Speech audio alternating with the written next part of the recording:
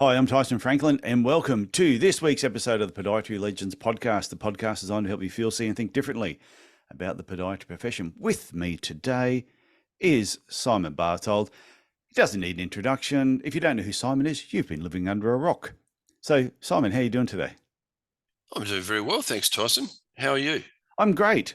And I apologise that You forgot me. I forgot.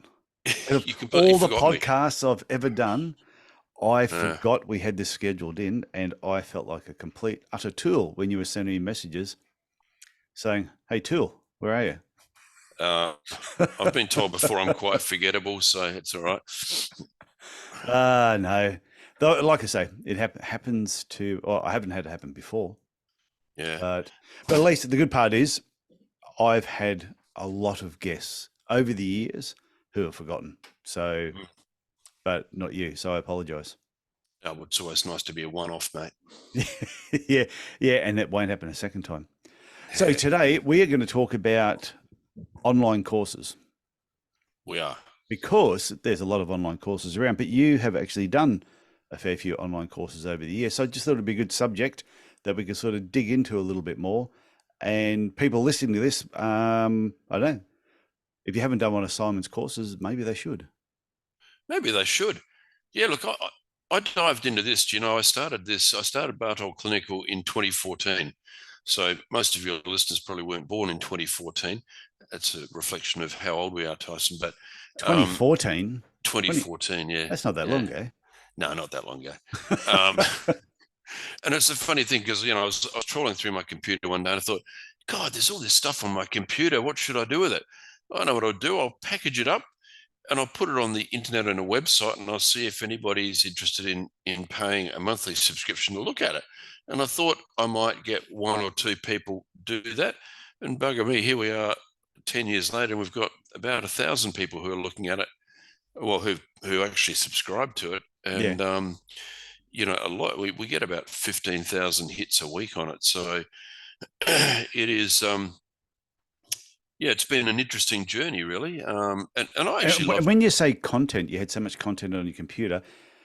Are these from conferences you've been to yourself, things you've read, and you've taken your own notes? Was it just an accumulation of information over 30 plus years? well, Matt, I had so many things like PowerPoints that I delivered over the years, and I had a huge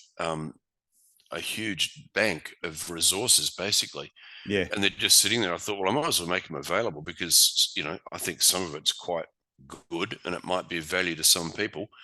And that's really how it started. And then from there, the commitment I make on my website is that I write 2 articles a week. I don't always get around to that, but pretty much.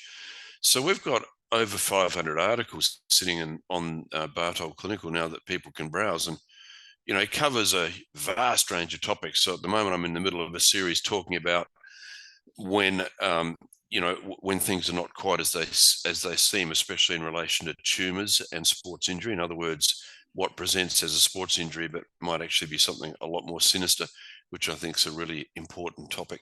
So I'm doing a series on that at the moment. We've got 3 under the belt, but I think by the time I've worked my way through all the important conditions, it'll probably be it'll be a 5 series presentation, I reckon. Okay. So pretty much when you're putting information together for an online course, are you asking people, hey, is there certain parts of podiatry you want to know more of? Or do you go onto certain platforms and you listen and you read the trends of what people are talking about, what questions are being asked? I'm always interested about that. Yeah, well, the courses are different. So, there are many parts to, if you develop an online educational resource, there are many parts to it. So, for me, for example, we've got the membership side of it, which is people pay to be a member and they can access a lot of resources, but also they access the articles that come out, and Yeah. there's no limit on that. So they can read all 500 if they really want to. The courses are a bit different, and frankly, a total pain in the bum because you do have to consult the crystal ball and try to figure out what it is that people actually want. And I know that there are a lot of people out there like me who do have online educational resources who are finding this right now quite difficult. because there are so many choices, Tyson. I mean, you Mm. could get Oh, online right heaps. now and you could find 15, 20, 30 different courses you could do, and a lot of them are free. Yeah. So I think that it is quite a challenge to come up with the right courses. And you can ask people, but inevitably people won't tell you. So, it's like it's a secret. I know what I want, but it's a secret. I'm not going to tell you. Yeah, I'm not going to So, tell you because then you'll try and sell it to me. well, yeah, that's the way it works. I mean, that's kind of how you pay the mortgage, I guess. But so it is a challenge, and so you have to actually think. And I'll give you an example. So I wrote a course last year on the osteochondroses, so things like Osgood Schlatters, I do recall that one. So I actually, and it was completely up to date, and there was a lot of stuff in there that was very new and changed the direction of how people might manage the common osteochondroses that we see nearly every day. Things like Seaver's disease, really, really common. And I do like to call it Seaver's disease because I'm a student of history and I know that it was discovered by J.W. Seaver in 1908. So I refuse to call it calcaneal apophysitis just to annoy people more than anything. But anyway, I thought that would be an absolute ball terror. I thought we'd sell lots of those. I thought people would love it. And we sold about 3.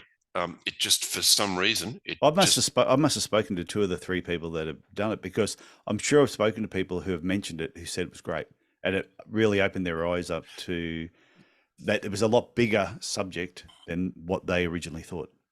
Oh yeah. I mean, it's really interesting. Like the age demographic for Osgood Schlatters disease, for example, is from it in the literature. It's stated from 12 to 40, and people don't realise that you can have Osgood Schlatters disease well into adulthood. Okay. Well into adulthood, and so it completely changes the way you think about it, and completely changes the way you manage it. So yeah, I thought, and I still do think it's a really good course, but for whatever reason, it just didn't hit the mark. And I've talked to other people, like one of your past guests, Ted Jedinak, is also very involved, and he's, we quite often catch up for coffee, competitive coffee. We're very competitive, so we each choose a coffee place and try to outdo the other. And he's the same. He said, yeah, it's just, I can't figure it out. Sometimes things are successful and sometimes they're not. And I don't know whether it's just the seasons or what it is that is driving that. But at the moment, it is post-COVID. It's just very weird. Even in terms, Tyson, of trying to do live courses. Personally, I'm gagging to get to live audiences, to live shows. I want that interaction. I want to meet my mates. I want to talk about stuff. I want to hear the presentations. But it's actually quite hard to get people to come to live courses at the moment. And I don't really know why that is. Maybe everybody's just become used to doing stuff on Zoom, which I hate doing. It's funny. I keep hearing mixed reports. I'll get some people that'll tell me, "Oh, I'm so used to doing it on Zoom. Why do I have to leave my house? I can get the same information. Don't have to worry about airfares, accommodation, all the other things." And then I hear people say the exact opposite. If I have to watch another Zoom video, I'm going to just give it all away. Whereas I love that face-to-face contact with people. Yeah, I'm the same as you. I mean, you and I are both educators, I guess, and I love. I hate the impersonality of Zoom. I like to be in a room talking to people and actually watch the lights go on. Yeah. And I like question time. I like that interaction. And I've actually come to hate Zoom meetings. They're just not my bag at all. But apparently, post-COVID, and I do get the cost side of it. But I think one of the things I don't understand is if you've got a very focused meeting. So let's pick a topic. If you're really interested in athletic footwear, it's very focused. And if you're really interested, well, then paying for accommodation and airfare is not actually such a big deal, because you don't have to pay almost $2,000 to attend a 3-day conference where 10% of it is relevant to you. Yeah. It is actually getting straight to the nub of what you want to learn. And for me, I would never mind paying that if it was something that I knew I was going to get 2 or 3 days out of absolute total exposure to what I was interested in. Yeah, well, I mentioned that to someone recently because, I'm doing a live event with Jonathan Small from the UK. He's coming over 2 days in Brisbane. Might as well give a plug. 21st, 22nd of July, 2023. All the details are on my website, tysonfranklin.com. Just follow the links. Anyway, and I've been saying to people, well, you've got a choice. You've got the national conference that's in June. You've got our 2-day event that's in July.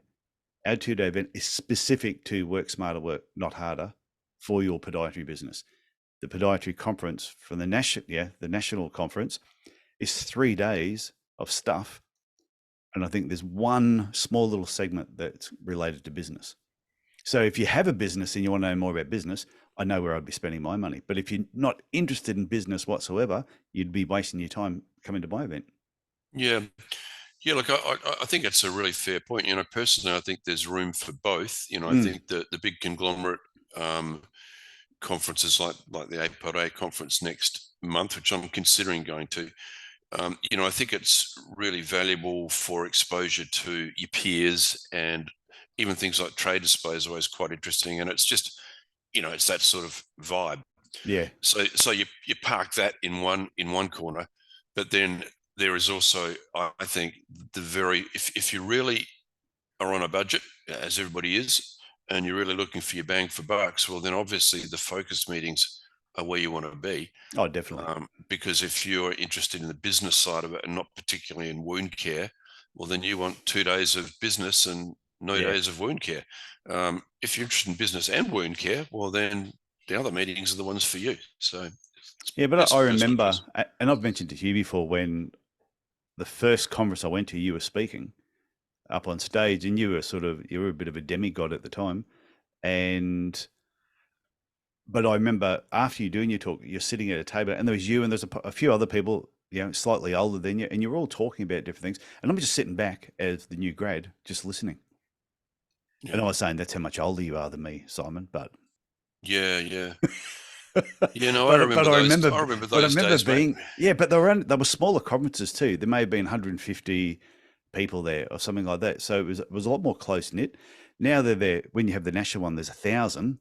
It's they're trying to cater for more topics. Yeah, well, it has got big. I mean, I think it's actually bigger than that. I think they're saying that it's going to be 1,500 odd people. So, on a world stage now, it's quite a decent sized conference.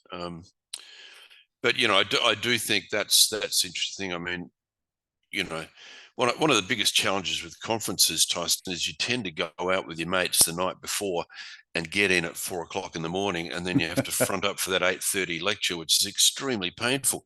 And the older you get, the more painful it is. Yeah, I don't do that anymore. The last couple I've gone to, the last few, probably last decade, if I've gone to a conference, I've had a conversation with myself before I've gotten there, say, this is what I'm going to leave. And I usually will find somebody in the room and say, drag me out at this time, no matter what. No, I think you've got to test the constitution from time to time. You got to pull the old 4 a.m.er, and then you've got to sort of wander over to the local Chinatown and try to find a Chinese roast duck to have at about 4 in the morning. That's the way you do it, mate. I can't do it. And this is why doing online courses sometimes might be better. That's true. That's a good point. Yeah, good point. But it's definitely evolving. And, I think the challenges for anybody out there who's wanting to do this, I think go in with your eyes open. And I'm certainly not saying don't give it a whirl, because it's very rewarding. But, one of the things that I find quite hard is, when I've got the wife in the background, she's saying, why on earth are you on your phone all the time? Why on earth are you on the computer all the time? And the answer is because you've got to feed that beast 24 hours a day. And if you don't do it, then you'll lag behind, because the platforms are evolving so quickly. The information's evolving so quickly. You've got to try to come up with, really novel ideas of educating. And it's quite a full-time thing. Well, it's even with the podcast. If I don't promote the podcast, then it's not, it wouldn't be hard for somebody else to have another podcast who promotes it better. Yeah. And people start, oh, there's another podcast. I bet they start listening to that. Now, of course, they'll realize it's not as interesting as this one, and then they'll come back. But if I just sat back and just went, I don't need to promote anymore. My podcast is doing great. Thousands of people listen to it. I don't need to do anything. It would slowly die away. Oh, for sure. Yeah, I think by the time you've you know, if you've whacked it up on Facebook and then you've gone about sharing it to 20 or 30 different groups with a comment on it, then you've put it on Twitter, then you put it on LinkedIn, and then you've put it on Instagram, and you've done all that properly, Yeah. you're talking about half a day, you know. And then you're going to have the thick skin for the comments that you sometimes get back. I never read those. Sometimes they just jump out at you. Yeah, no, I never read them. Most of the comments I get on the podcast, super positive, always positive about the guest, but then occasionally you just get the odd nutter that just goes, oh, what about this? And you go, I wasn't even thinking about that at the time. Well, I tell you, you got a very nice compliment only yesterday from a young lady called Jacqueline Simoneau, who's a French Canadian. Yes. I think about to be a podiatrist, and she's a two-time Olympian. Yeah, she's a two-time Olympian, and she was just saying how much she had enjoyed your podcast. So we were chatting about that, and she said she came across me in the Podiatry Legends podcast.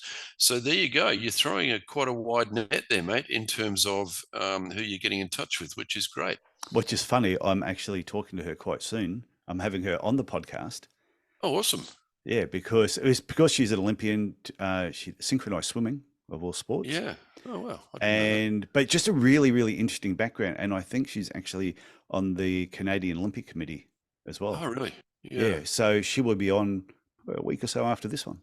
Oh, cool. Well, she'll be a great guest because, it's very interesting that she's got that background, especially if she is on the Canadian Olympic Committee. You know, that's a lot of very interesting discussions can go around that. Yeah, but anyway, so the challenges with online education certainly pretty significant, and then you got to factor in all the CPD compliance and people wanting certificates and all that sort of jazz. And it starts, I think people start to understand that it's not just a matter of whacking up a Facebook page and saying, here we go. It's possibly a little bit more complex than that.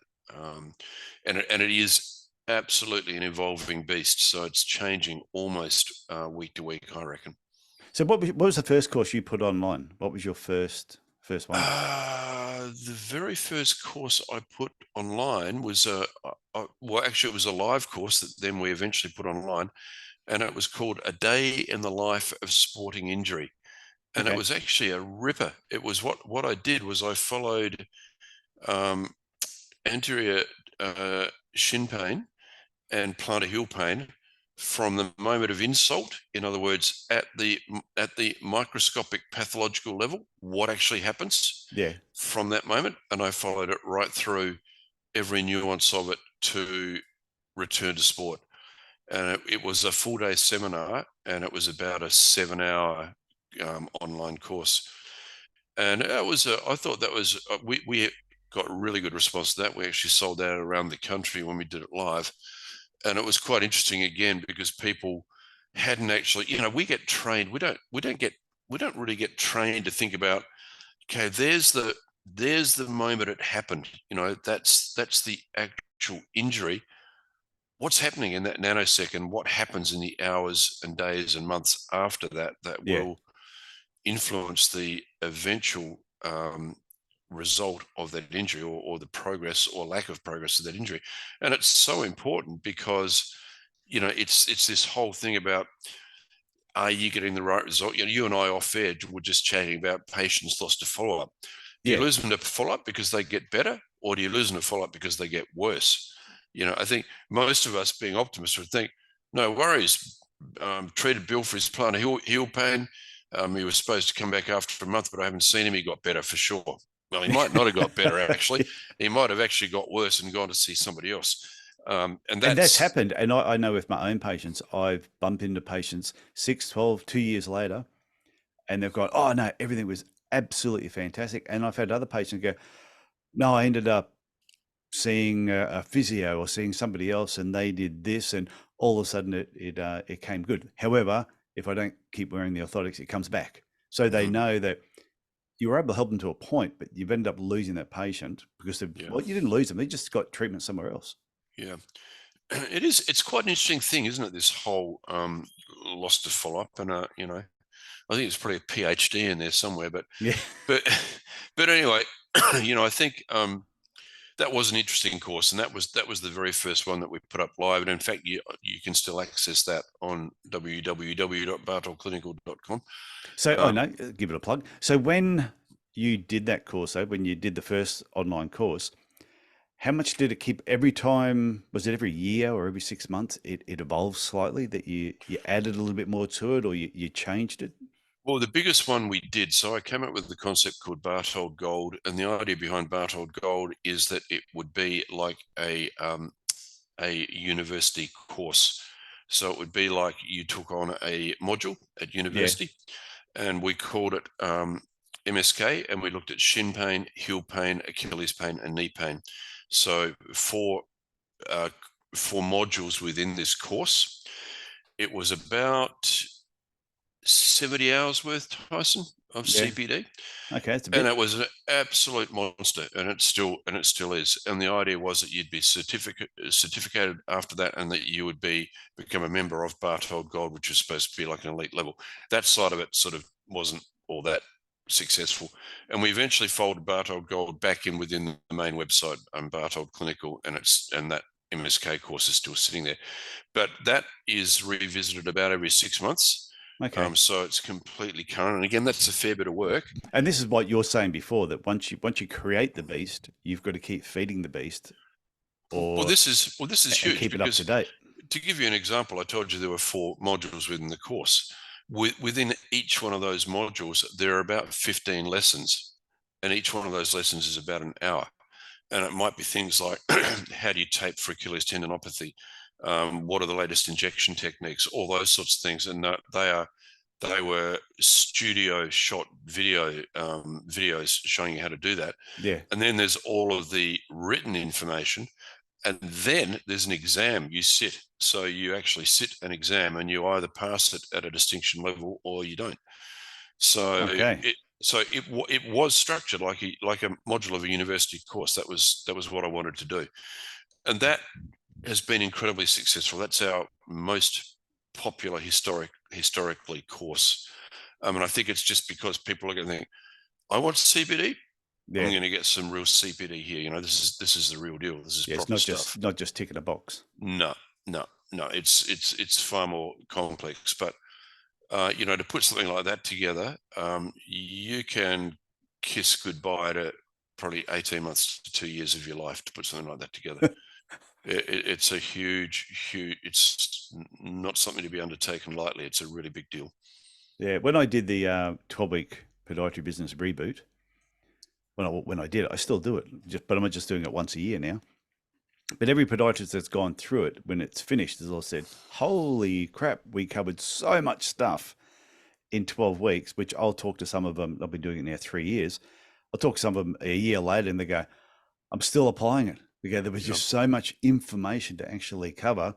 And everyone thinks it's just going to be, 12 weeks, got all the answers, don't need to do anything else. There's a lot of work went into it, putting it together. So therefore, there's a lot of work for people to do afterwards as well. However, while they're doing it, it's stuff that they can apply straight away.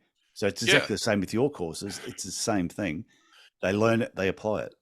Yeah, and I think that's actually the missing link. So one of the things that I struggle with at 3 a.m. in the morning, trying to understand this better, is I think there's, and I'd be very interested in your view on this. I think there's some sort of link up for practitioners for maybe telehealth opportunities. So in other words, could we develop courses that where we were able to mentor people and enable them to do telehealth consults, because everybody's online now.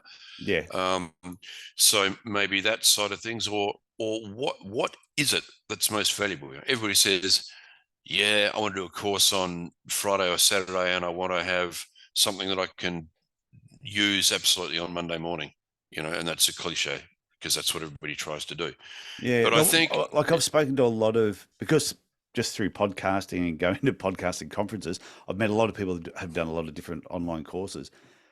And the ones that seem to be popular at the moment are the hybrid of partly live, partly recorded.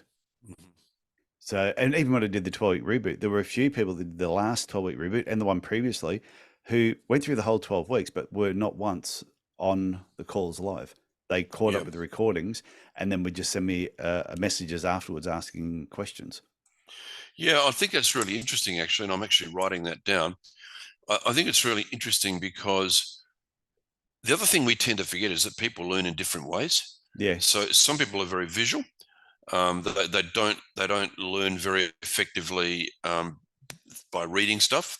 They like video, and they like podcasts, and they like webinars, and they like narrated PowerPoints and that sort of stuff. Other people like written stuff that they can buy and they can revisit it over months or years, and it's always there. They can always come back to it, and they just go over it and over it and over it until they're satisfied that they've got it where they want it to be.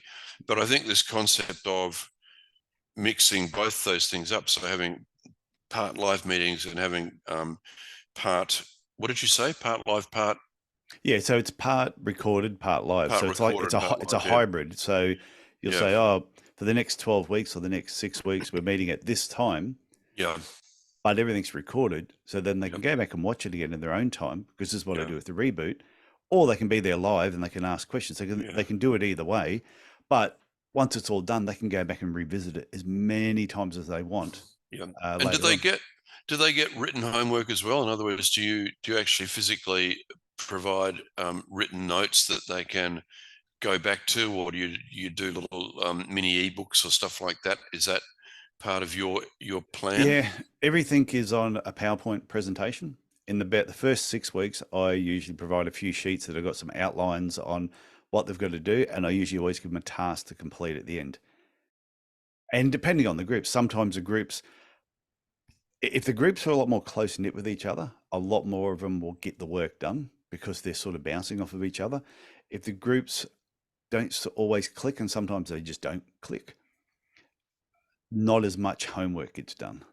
Yeah, And it yeah, just depends how busy they are too at the time. yeah, yeah. I think one of the things that is interesting with our website is people are always a bit surprised that when they buy the stuff, they actually own it. There's no expiration date on it. Yeah, A neither lot is of with the 12-week reboot. I have it all up there, yep, and it's there forever. They can go yep, back to it as many times as they want. I'm not going to take it down. I'm thinking you paid for that. You yep. can use it Yep. as Well, I often as you reckon want. I reckon that's the way it should be. I see so many courses that are being sold, and you've got there's an expiration date. Sometimes it's as little as 3 months. Yeah, And with the sort of content we're putting online, I mean, if you've got a full-time job as a podiatrist, you'd be really bloody lucky to be able to get through the stuff in 3 months. And you'd have to be burning the midnight oil to get through it all. So I think it's quite important that you do actually provide, if you're going to do this and charge for it, that you do actually provide the resources that people can have and own and revisit as much as they want, whenever yeah, they and want, basically. and like I always say, like I'm really slow when it comes to going through information. Hmm. So if we were doing a live thing, if you and I were doing a live course together, and then you had the recording, or you had some other recordings to go through, it could take me 12 months to go back through everything.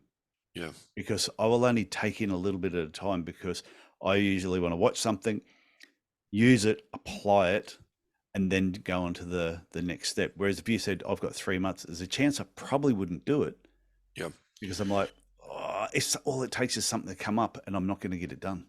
Yeah, I think that's very true. I mean, it's interesting that my wife Lisa, she was doing a very interesting course, and it had an expiration date on it, and she was not able to finish it because Yeah. she's a mum and she's doing a lot of other stuff and working, and she just couldn't. She could not physically finish the course. I thought that's really rough because she paid $1,000 or something for the course, and she could not complete it in the time allocated, and it was a short period of time. Might have even been 6 weeks. Well, So what's coming, I mate? Are saw we? some stats. I saw some stats once on some online courses, and the percentage of people that do not finish an online course was crazy. Yeah, Who start it and never get it done. One, yeah, because it probably expires, so they never get around to finishing it in time. But that's where they said the hybrid ones tend to have a far greater success rate of being completed. But the people yeah, can just have that little bit of contact with and I think, like, I always find it helpful too when I get to know the presenter of the course. yeah, I tend to be more engaged with the course. yeah. So when you're talking about a live course, are you talking actual face to face, or are you talking about live on the ether? Could be either or. I know Yeah. some people that they will do could be like live through Zoom. They Hmm. might do it this way, and then they might have certain aspects of it that is recorded.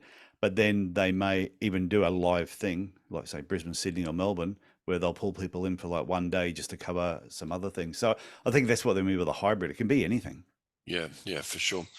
And what do you reckon is coming in the future? Are we all going to embrace AI and machine learning? And it's coming pretty quick, all that stuff, and it's definitely going to. I think it's going to definitely impact what we do, I would say. Yeah, my personal opinion, and I'll get shot down for this probably. Or in a year's time, people will listen back to this and go, "Oh, Tyson, you were so wrong." However, I look at AI as an extension of email, and let me explain. You probably You're an go, idiot. You're an idiot. Let me explain. I feel all email did was allow us the ability to communicate with people more often, but poorly. Yeah. I think that's all email really did. I can send you 10 emails a day really easily. My grammar can be crap. I can abbreviate everything, and you sort of know what I mean.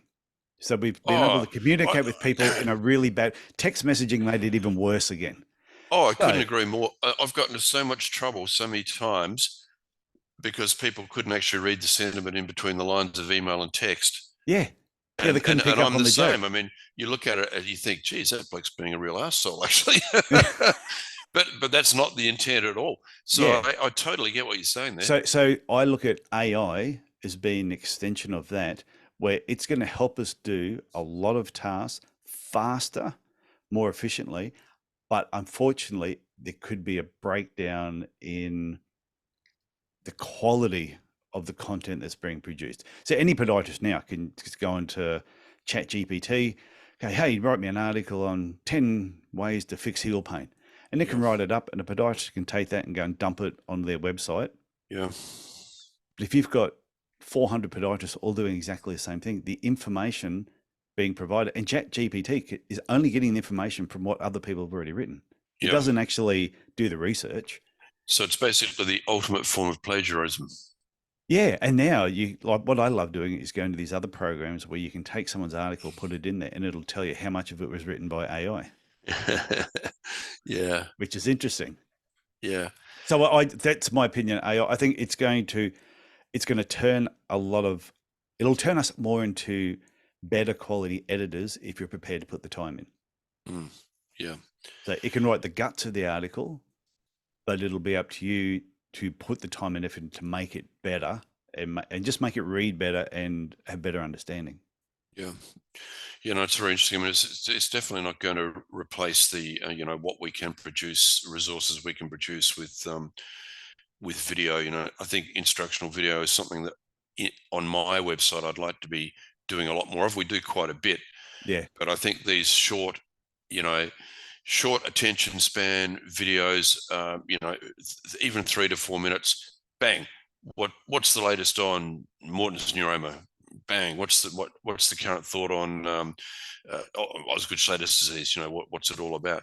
I reckon those sorts of videos are really helpful. I Mm. saw one just the other day of a guy taping for calcaneal hypophysitis with K-tape of all things, and it got like 1 million hits, and all of these people say, "Oh, it's the best thing I've ever seen. You know, it's awesome." And I'm just thinking, geez, well, don't. You know, it was fine, but I'm a bit stunned by that. And the reason it got all the hits is that it was in and out. You know, bang, here it Yeah. is. You could do it. You know, very very easily first thing in the morning. And Yeah. Well, I've got a heel taping video I did 8 years ago when I still had the clinic. 90 seconds it goes for. I put it up there. I've never promoted it in any yeah, way, and it's had 87,000 views. yeah, it's crazy. So Yeah, people are searching for the information. But that was another thing that I read recently on online courses was breaking it in to really bite-sized edible chunks of yeah, 3 to 4 minutes, 5 maximum. So if you had a course and instead of having 6 half-hour videos that someone's go, oh, I've got to find half an hour. If you broke that down into 20 5-minute little videos that they go, oh, I can 5 minutes. I can do 5 minutes here. I can do 5 minutes there. People will tend to bite through it over a period of time. That was just something else I read. Yeah, look, I think that's really interesting. I've actually been having this chat with Ted quite recently because we're sort of tossing up the idea of doing something together. And had a wish list, and I said, well, top of my wish list is lectures less than 20 minutes. That's it. In and out, less than 20 minutes, and probably way less than 20 minutes. Yeah. Tons of hands-on stuff, tons of workshopping, tons of interaction between groups. Like, hey, let's do a competitive session on taping for plantar heel pain. And the best table wins a prize. Here's a pair of socks for you. So I reckon a bit of the fun's gone out of education as well, Tyson. I go to these conferences and I sit back there and my eyes glaze over and I'm just thinking, what the hell am I listening to this for? And it's just, I don't want to go to a sports medicine conference and hear about lactate levels in a chicken leg. It's not going to help me.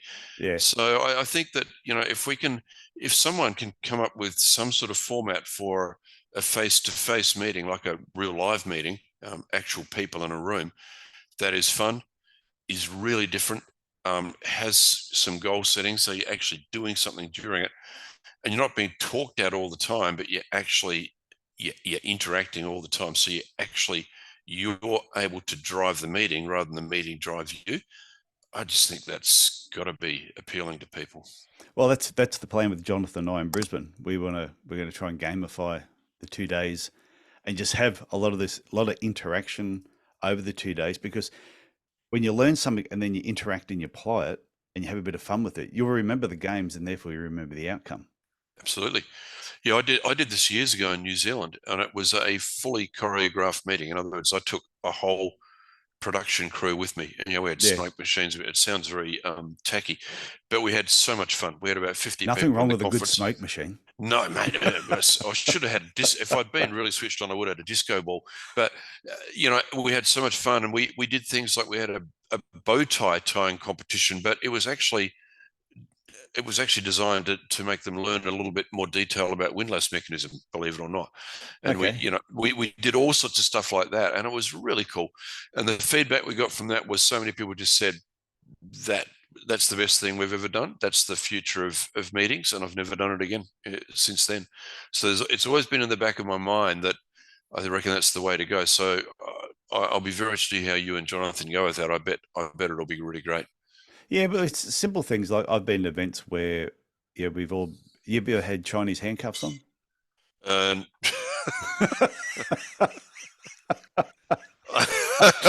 I'm not answering that on the grounds it may incriminate me. Yeah, no, I don't even. I'd have to admit, I don't even know what a Chinese handcuff is. Oh, okay. But anyway, so they're a sort of thing that you put on. Two people, you put them on, but the only way you can get them off is you must work together. Right. Because it's just the way that you put them on, and if you both try and pull, they grip on it. You can't. The more you try to get them off, the harder it is to get off. You can't get them off.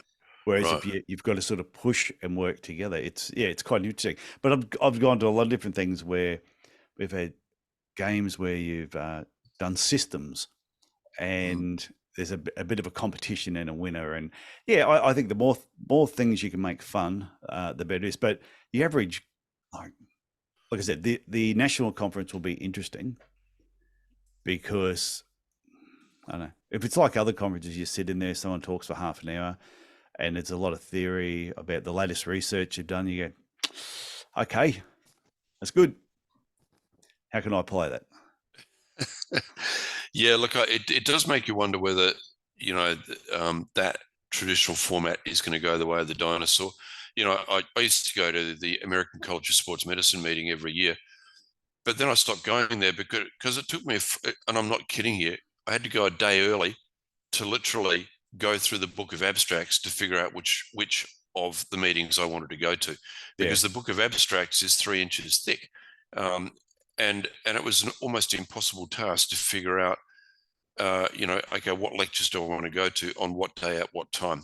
And it just got ridiculous. So it's 5,000 delegates, 15 concurrent tracks, and it was just, man, it was just it's too much for somebody with a pea brain like me. It's just too hard. I think the biggest event I've gone to was I think 3,500 people at a podcasting conference, but that was fun. Yeah. 3,500 crazy people who all have podcasts, who all want to be the world's greatest podcast. But I love tech and love gadgets and toys. And I tell you, you go into the expo room and you're not looking at dressings and shockwave machines. You're looking at all these different microphones and just cool gadgets and things that make noise. It was a lot of fun. Yeah. Look, if I was running a big conference now, I'd be wanting to see Mercedes Benzes and Porsches on the expo floor. Record players, turntables, hi-fi gear, all sorts of stuff. Things that are a bit different. Things that are fun. I actually think nail clippers are not fun, Tyson. There's nothing fun about a pair of nail clippers. What I think would be great, like if all the the people that are in the expo, the exposition area, what's the word I'm looking for? Not expedition. That's not like expedition. That's a trip to the Himalayas, mate. Exposition, I think you mean. No, yeah, no, but in the expo area. Yep. Okay, I'll rephrase all that. So I'll edit that out of the podcast. Take two. So what are they? You got the supplier. Yeah. So all the suppliers that are going to be there.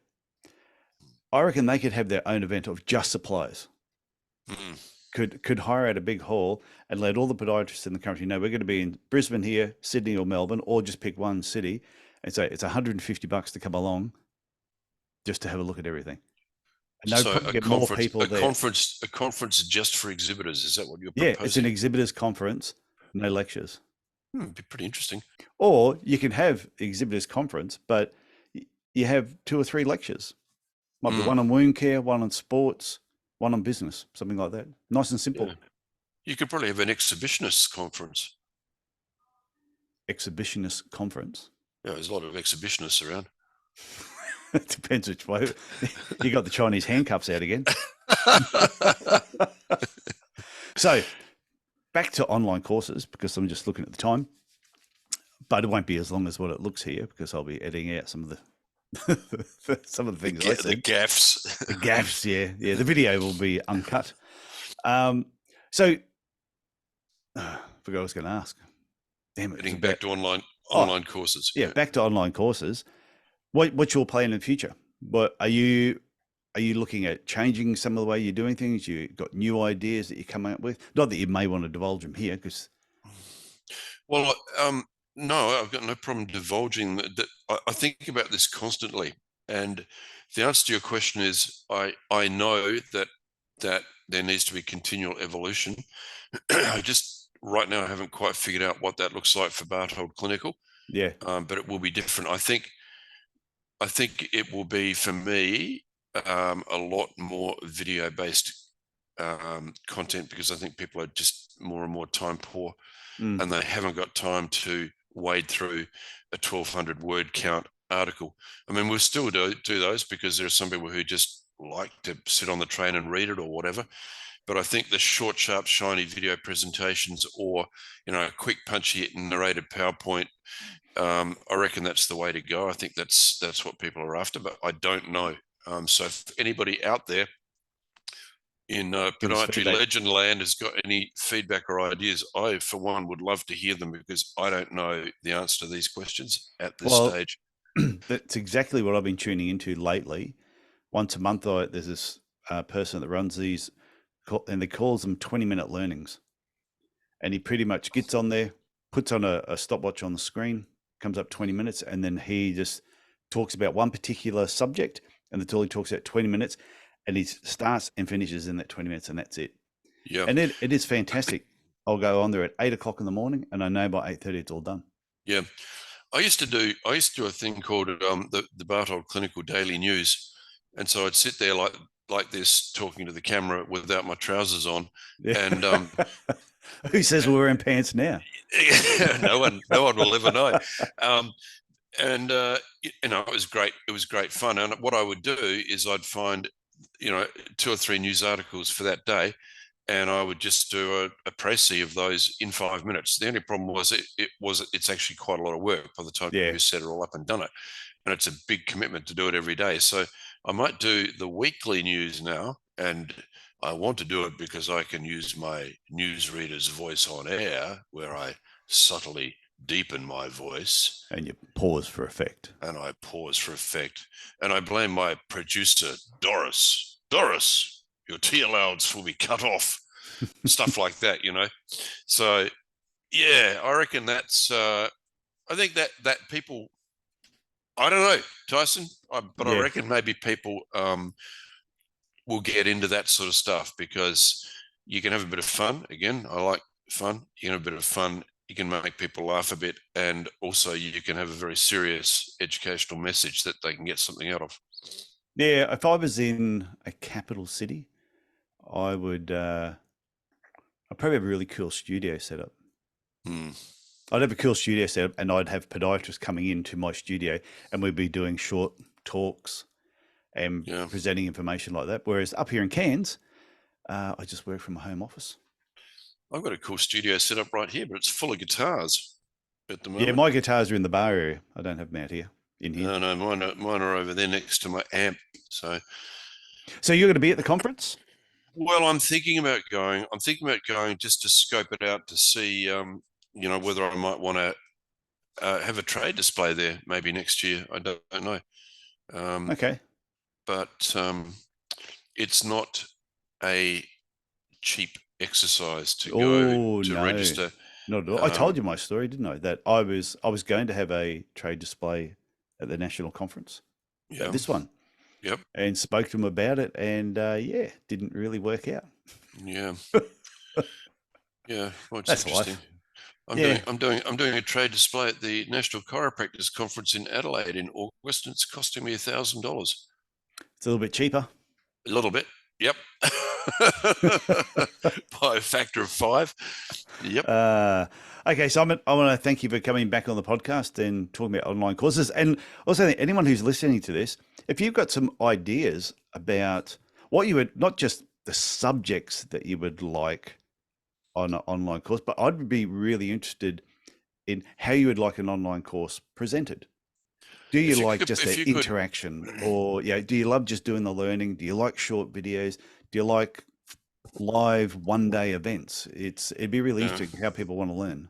If you could please send that information to me before you send it to Tyson, I'd be really, really appreciative, because he'll just steal all the ideas and not tell me. Yeah, so Simon's email address is tf@tysonfranklin.com or tyson@podiatrylegends.com. But if they want to send you an email, what's the best way? What's your email address that you like? I like simon@bartoldclinical.com. It's that straightforward.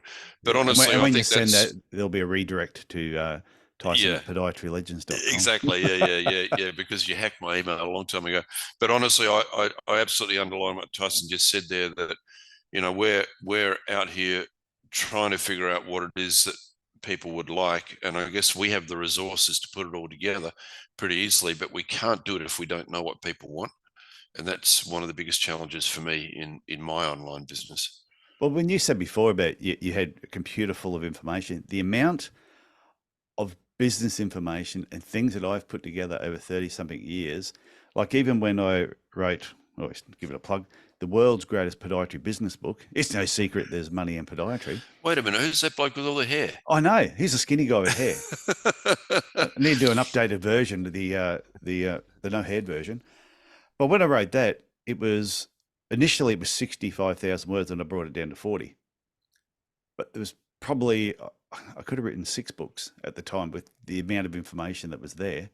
Yeah. So it's just, there's all the stuff that just flies around in your head that it's good to get out every now and then, which is how the 12-week reboot sort of started. Yeah, no, it absolutely is. And, I think, as I said, we don't want to recreate the wheel. So, all the hard work has been done over a period of 10 or 12 years. The infrastructure is all there. All that really we need is to figure out what content you want and how you want it delivered. And if you can help us with that, I'd be eternally grateful. Yeah, it would be good. So make sure you email us. Okay, Simon, thank you very much. And I'll talk to you again soon. No worries. Thanks, Tyson. Pleasure as always.